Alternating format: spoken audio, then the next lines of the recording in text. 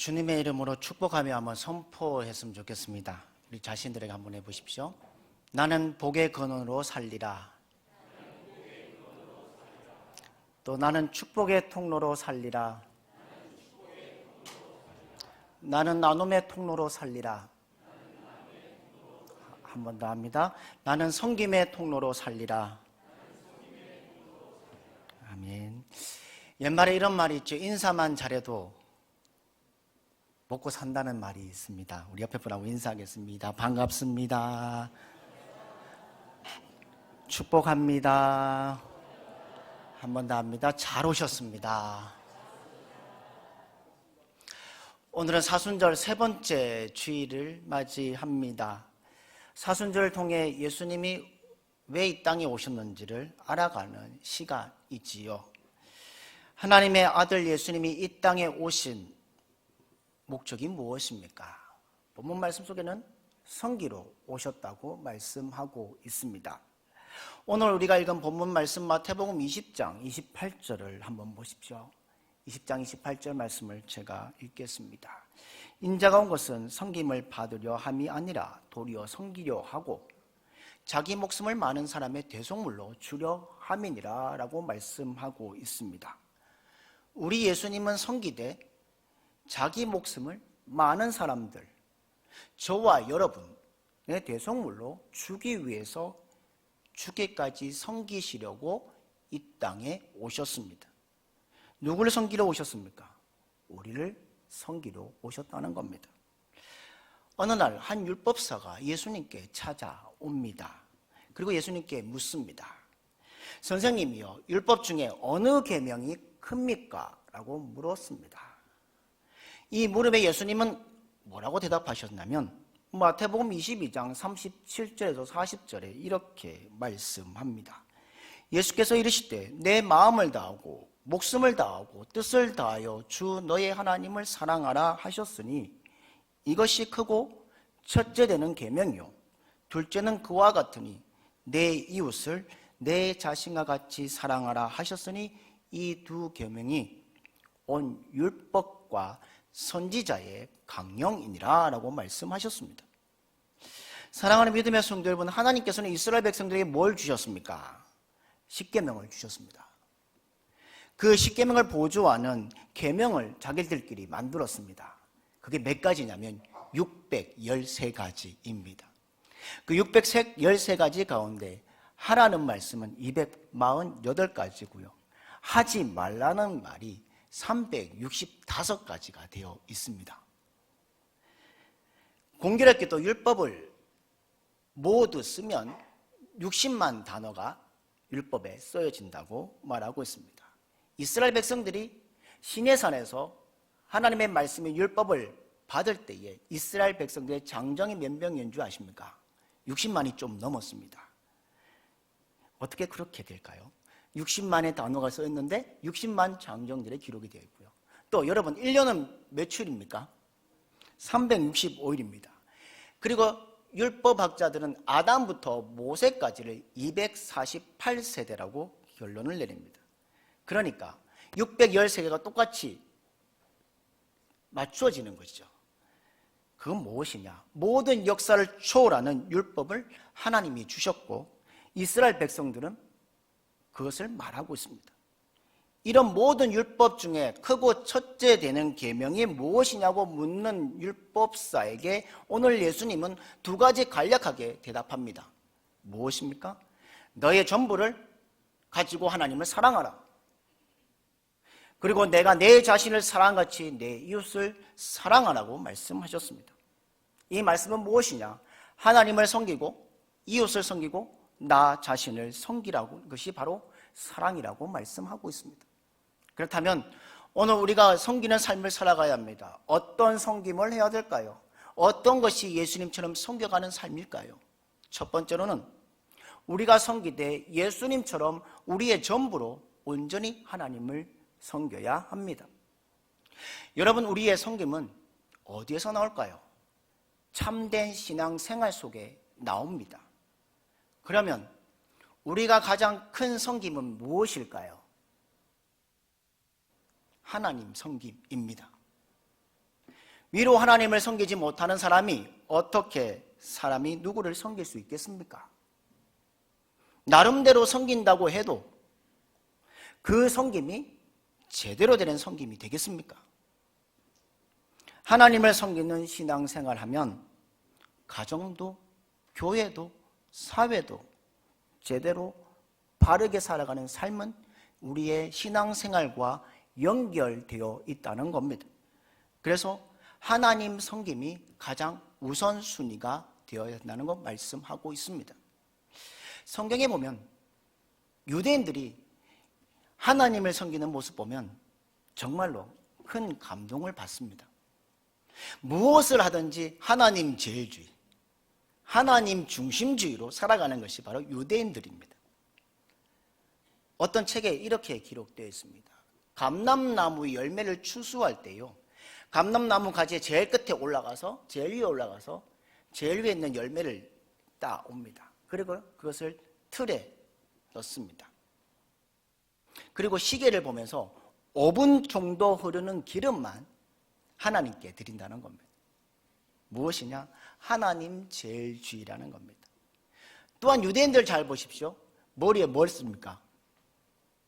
모자를 씁니다. 그렇다고 우리는 모자 쓰는 게 아니고요. 유대인들은 왜 모자를 씁니까? 히브리어로 아르물카라는 말인데 영어는 키퍼라는 말이 있습니다. 그 말은 머리 위에 모자를 쓰는 이유가 무엇이냐? 내 위에 누가 있다? 하나님이 계신다는 뜻을 가지고 있다는 겁니다. 하나님 제일주의의 신앙 고백이 그들의 모습이었다는 겁니다. 이처럼 유대인들은 우리가 하나님을 사랑하는 것보다 훨씬 더 엄청나게 하나님을 사랑하는 민족입니다. 그런데 이들은 누굴 믿지 않습니까? 하나님의 아들 예수 그리스도를 믿지 않습니다. 그래서 종종 이런 질문을 던질 수밖에 없습니다. 그러면 그토록 하나님을 제일주의로 사랑하는 유대인들에게 구원이 있을까? 없을까?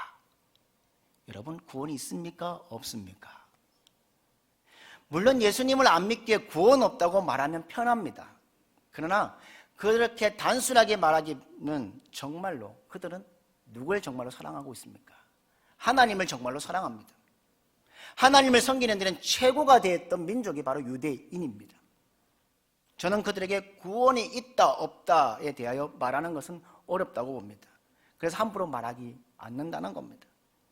오늘 본문을 보십시오. 예수님이 이 땅에 오셔서 하나님을 섬기는 모범을 보여주신 분이 우리 예수님입니다.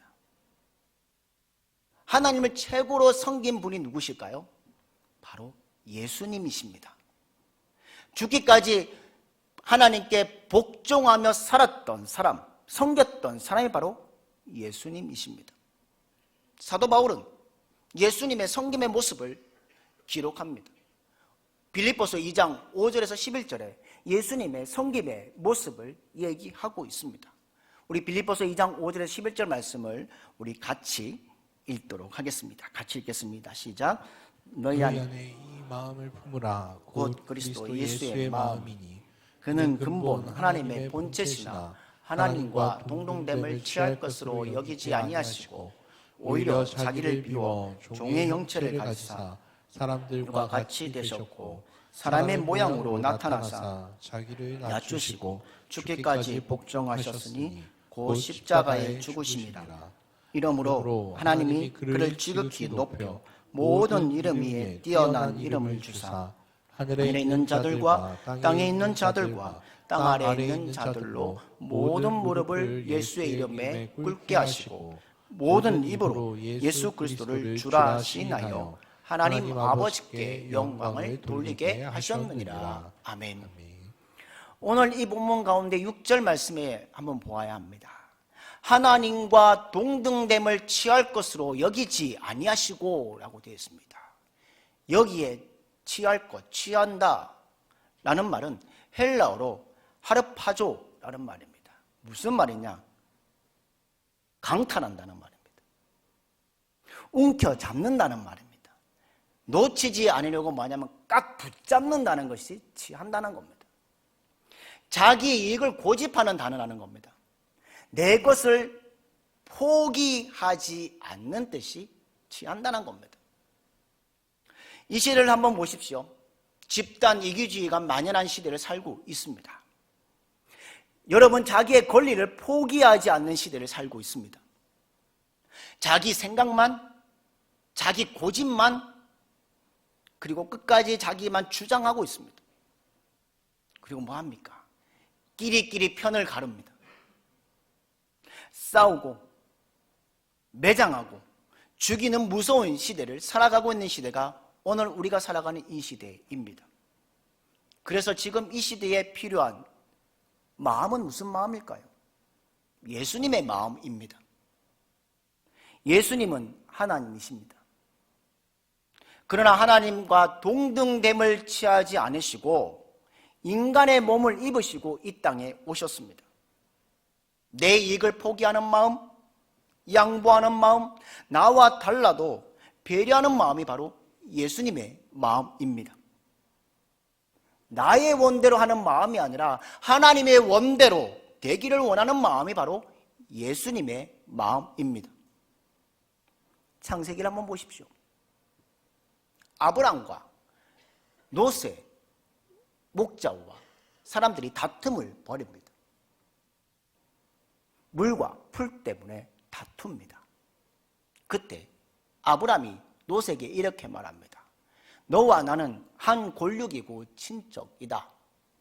그러니 너가 먼저 선택해라. 너가 좌하면 내가 우하고 너가 우하면 내가 좌하리라 라고 했습니다. 그럴 때 롯이 어디를 선택합니까? 소알, 그리고 소돔과 고모라가 물이 많은 그 땅을 취합니다. 이렇게 롯이 떠난 후에 하나님께서는 아브라함에게 나타나십니다. 나타나시면 무슨 말씀하시냐? 창세기 13장 14절에서 17절에 말씀하고 있습니다. 우리 말씀을 같이 읽도록 하겠습니다. 같이 읽겠습니다. 시작. 롯이 아브라함을 떠난 후에 여호와께서 아브라함에게 이르시되 너는 눈을 들어 너 있는 곳에서 북쪽과 남쪽과 그리고 동쪽과 서쪽을 바라보라. 보이는 땅을 내가 너와 내 자손에게 주리니 영원히 이르리라.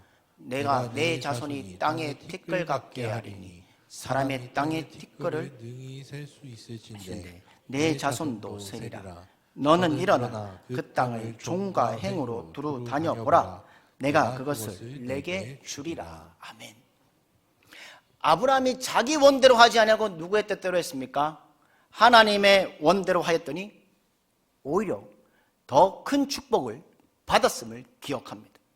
사랑하는 믿음의 성도 여러분, 우리 예수님은 하나님 아버지의 원대로 오히려 자기를 비우신 분이십니다. 자존심도 비우시고 생명까지도 비우시고 물과 피를 흘리시며 죽기까지 복종하신 분이 우리 예수님이십니다. 그것이 무엇입니까? 그 십자가의 죽으심이라고 말씀하고 있습니다. 우리 예수님은 죽기까지 하나님의 원하시는 대로 섬기러 이 땅에 오셨습니다. 사랑하는 믿음의 성도 여러분, 우리가 하나님을 섬긴다고 말하고 있습니다. 예수님처럼 섬기기 위해서는 우리의 전부를 온전히 하나님께 드리는 섬김의 삶을 살아가야 할 것입니다. 이번 한 주간도 우리의 전부를 온전히 하나님께 섬김의 삶을 살아가며 승리의 길을 걸어가는 여러분들의 삶이 되기를 주님의 이름으로 축복합니다. 두 번째로는 우리가 섬기되 예수님처럼 우리의 이웃을 내 자신을 섬기듯 섬겨야 합니다. 우리 예수님은 하나님을 섬기기 위해 이 땅에 오셨지요. 그리고 우리를 섬기기 위해 이 땅에 오신 분이십니다. 우리 예수님께서 사람에게 섬김의 본은 무엇이었을까요? 가장 섬김의 기본적인 본은 무엇이었을까요? 제자들의 발을 씻어주고 닦아주셨다는 겁니다. 다른 사람의 발을 닦아준다는 섬김은 다른 사람의 가장 더러운 것을 섬긴다는 의미가 있습니다. 사랑하는 성도 여러분, 우리 몸에서 가장 더러운 것이 어디일까요? 많이 있지만 특별히 어디일까요? 발입니다. 이스라엘 백성 땅은 흙투성이로 된 이스라엘 땅입니다. 그들은 집에 돌아오면 문 입구에 뭐가 있는 줄 아십니까? 발을 씻는 항아리가 있습니다. 발을 닦고 집 안으로 들어오라는 것이죠. 우리 예수님은 마지막 만찬 가운데 제자들의 발을 닦아주셨습니다. 그 말은 우리에게 안 좋은 것도 닦아주고 섬기라는 것을 말하고 있습니다. 한 유명한 정치가를 얘기하려고 합니다. 일본의 유명한 정치가 가다이카라는 분이 있습니다. 그분은 정치범으로 감옥에 들어갑니다. 감옥에 들어가서 있는데 가장 하찮은 일을 시킵니다. 뭘 시키냐면 가장 더러운 곳이 어딜까요? 화장실입니다. 화장실을 청소하라고 일을 시켰습니다. 그러자 그 사람이 투덜투덜합니다. 수많은 죄수들 중에 왜 하필 나에게 이 화장실 청소를 시키냐고 투덜투덜합니다. 그러다가 요한복음 13장을 묵상하다가 큰 감동을 받습니다. 그렇다 하나님의 아들 예수님이 이 땅에 오셔서 제자들을 친히 닦아주시는, 발을 닦아주시는 모습을 보면서 나 같은 죄인이 화장실 청소하는 건 못할 거 못 있겠냐라고 생각을 했다는 겁니다. 그 다음부터 즐겁게 화장실 청소를 합니다. 그리고 또 뭐 하냐면 죄수들을 만나면 세숫대에 물을 해서 발을 씻어 주었다는 겁니다. 그뿐만 아니라 감옥에서 가장 하찮은 일들까지도 자기가 모두 섬겼다는 겁니다. 모범수로 형기를 마치고 그 사람은 나와서 무슨 일을 했는 줄 아십니까? 국회의원 선거에 나갑니다. 그리고 국회의원으로 당선이 됩니다. 그리고 그는 나중에 일본 국회 12대 국회의장이 되었습니다. 그는 감옥에서 출소한 이후부터 국회의원으로 국회의장으로 된 다음에도 출석하는 교회에 나아갑니다. 근데 주일날 아침에 일찍 교회에 갑니다. 가서 어디에 서 있는 줄 아십니까? 예전에는 신발을 넣는 신장이 있지 않으셨습니까? 그럼 사람들이 들어올 때에 신발을 모두 신발장에 그 사람은 올려놓고 갑니다. 그리고 예배가 끝나면 제일 먼저 나와서 신발장에 있는 신발을 다 갖다 놓고 갔다는 겁니다. 그런 섬김의 모습에 교우들은 감동을 받았습니다. 그리고 온 성도들도 섬김에 나섰다고 말합니다. 한 사람의 섬김이 온 교회의 성도들이 섬김이 되게 하는 모델이 되었다는 겁니다. 사랑하는 성도 여러분, 누군가의 발을 닦아주는 섬김은 윗사람이 아랫사람을 기쁨으로 섬길 때 그게 바로 참된 섬김이라는 것이죠. 예수님께서 제자들의 발을 닦아주셨다는 것은 바로 윗사람이 아랫사람을 섬기는 섬김이었다는 겁니다. 여러분, 아랫사람이 윗사람을 발을 닦아드리는 건 쉬운 일일까요? 쉽지 않은 일일까요? 아랫사람이 윗사람의 발을 닦아주는 건 쉽습니다. 제자가 스승의 발을 닦아주는 것도 쉽습니다. 신하가 왕의 발을 닦아주는 것도 쉽습니다. 그러나 스승이 제자의 발을 닦아주는 것 쉽지 않습니다.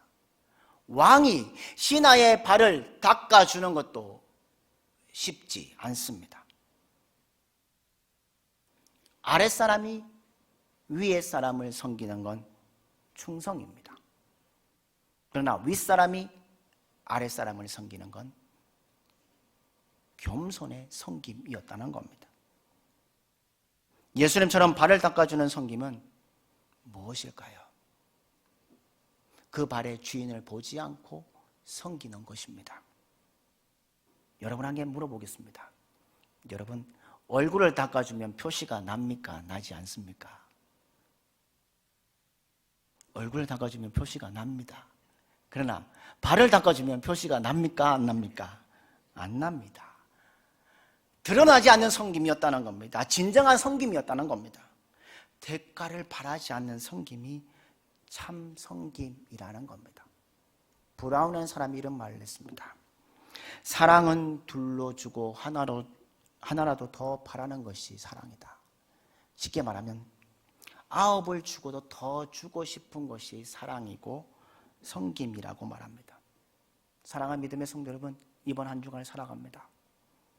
하나님이 예수님이 이 땅에 오셔서 우리 자신을 사랑해 주셨고 섬겨 주셨던 것처럼 섬김의 낮음의 삶을 사셨던 것처럼 우리도 이번 한 주간 우리의 이웃을 내 자신을 섬기듯 사랑으로 섬겨가는 귀한 한 주간의 삶이 되기를 주님의 이름으로 축복합니다. 또 하나는요, 우리가 섬기되 누굴 섬겨야 할까요? 나 자신을 섬겨야 합니다. 하나님도 사랑하며 섬겼고 이웃도 사랑하며 섬겨야 하지만 가장 근본적인 건 자기 사랑이 필요합니다. 그 말은 자기 섬김의 바탕 위에 있어야 한다는 것이죠.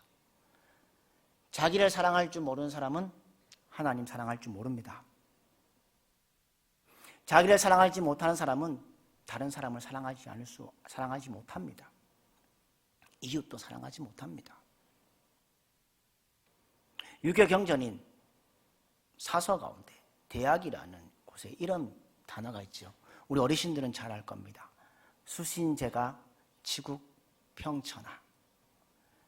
자기 자신이 닦아져야 돼야 좋은 집안이 되고 그 집안이 잘 다스려야 나라를 다스린다는 말이지요. 자신이 변화되어야 갖추어져야 남에게 좋은 영향력을 비친다는 겁니다.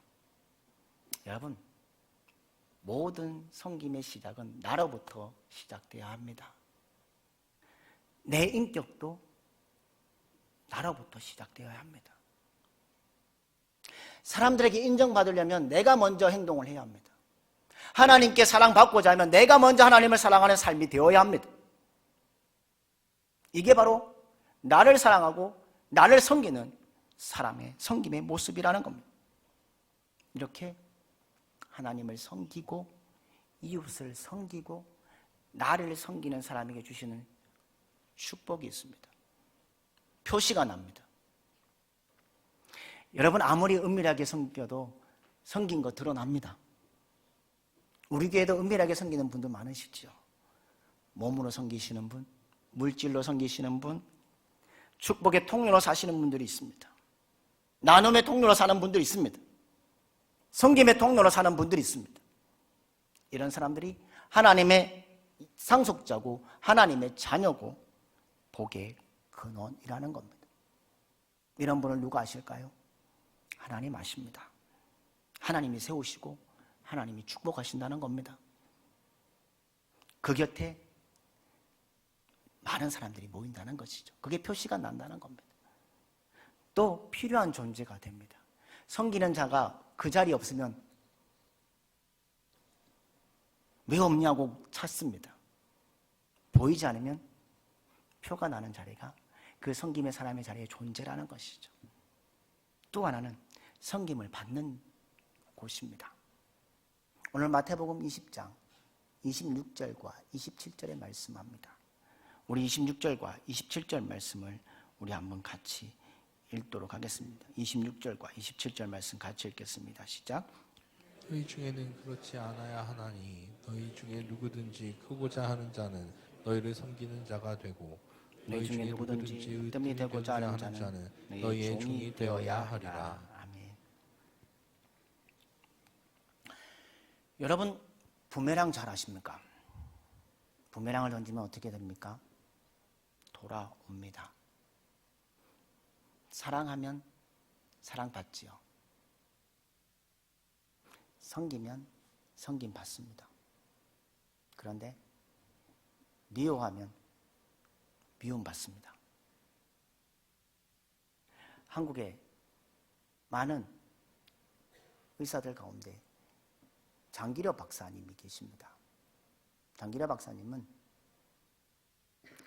뛰어난 사람일 뿐만 아니라 교회 장로님이십니다. 성도다운 성도입니다.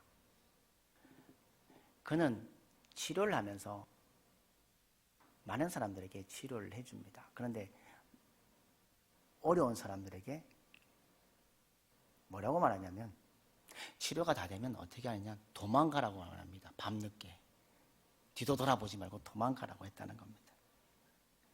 그분의 집에 가면 가온 이렇습니다.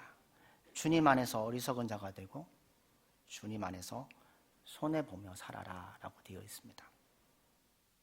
하나님은 손해보는 자들, 하나님의 덕을 세우는 자를 사랑하십니다. 장기려 박사님은 그런 고백을 했습니다. 결혼 후에 낳은 아들도 기뻤지만 내가 예수님 만난 것이, 내가 구원의 자녀가 된 것을 더 기뻐했다고 말합니다. 그 박사님은 주님을 잘 섬기는 것이 기쁨이었다고 말합니다. 영접하고 주님의 자녀로 산 것을 기뻐했다고 말합니다. 예수님처럼 받는 기쁨보다 나누는 기쁨이 더 즐거웠던 사람이 그분입니다. 사랑하는 믿음의 성도 여러분, 예수님은 이 땅에 섬김을 받으러 오신 분이 아니십니다. 섬기려 오셨습니다. 이 세상에 오신 것은 섬기기 위해 오셨다는 겁니다. 내 뜻이 아니라 하나님의 원대로 섬기셨습니다. 자기 이웃을 자신처럼 사랑했습니다. 자신을 또한 사랑했습니다. 어디까지요? 죽기까지요. 골고다의 십자가 앞에까지 죽음의 길을 섬겼던 사람이 바로 우리 예수님이십니다. 사랑하는 믿음의 성도 여러분, 사순절을 보냅니다. 사순절 세 번 주일을 보내고 있습니다. 우리는 십자가를 보면 무엇을 기억하십니까? 하나님의 사랑과 은혜를 기억합니다. 예수님이 이 땅에 오셔서 섬기셨던 모습처럼 우리도 이번 한 주간 하나님을 온전히 섬기는 여러분들 되기 원합니다. 이웃을 섬기는 사랑의 삶을 살아가십시오. 그리고 나 자신을 온전히 사랑함을 통해 섬기는 길을 걸어감을 통해 남아있는 우리 사순절 기간, 이 남은 이번 한 주간도 주님의 섬김의 길을 고백하며 주님이 주신 이 땅의 모습처럼 이 땅에 오신 목적을 이루어가는 여러분들 되기를 주님의 이름으로 축복합니다. 지난 주간 금요일날 저는 청년부 수련회를 했습니다. 가졌는데 우리 청년들이 저 쉬는 날인데도 불구하고 저를 말씀을 전하라고 불렀습니다. 그래서 우리 청년들한테 그런 얘기했습니다. 목사님 쉬는 날 왜 불렀죠? 그랬거든요. 그랬더니 우리 청년들이 갈급한 것이 있었습니다. 그것이 무엇이었냐? 구원에 대한 확신이 없었습니다. 구원의 확신이 무엇이었을까요? 그래서 청년들에게 주어진 건 한 가지의 단어였습니다. 내 안에 예수님의 생명이 있느냐 없느냐였습니다. 우리도 예수님의 생명을 가진 자라면 하나님처럼 예수님처럼 섬겨야 합니다. 내가 예수님의 생명이 있다면 나는 낮아질 수밖에 없습니다. 그게 우리가 살아가는 하나님의 자녀의 모습이라는 것이죠. 이번 한 주간도 그런 모습으로 섬김의 길을 걸어가며 주님의 그 길을 소망 가운데 믿음의 길을 걸어가는 여러분들의 삶이 되기를 주님의 이름으로 축복합니다.